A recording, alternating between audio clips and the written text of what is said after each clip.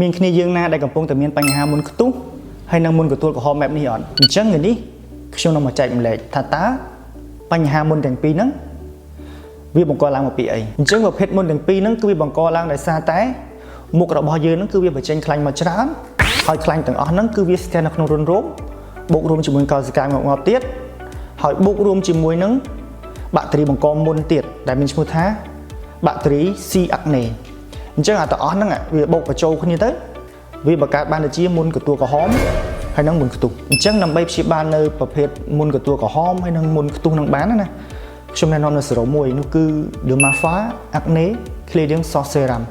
សេរ៉ូមនេះគឺវាអាចជួយទៅបន្ថយការបញ្ចេញខ្លាញ់នៅផ្ទៃមុខរបស់យើងហើយវាអាចជួយទៅរំលាយខ្លាញ់ដែលកកស្ទះហើយវាអាចជួយទៅជំរុះកោសិកាងាប់ដែលស្ថិតនៅលើស្បែកមុខរបស់យើងហ្នឹង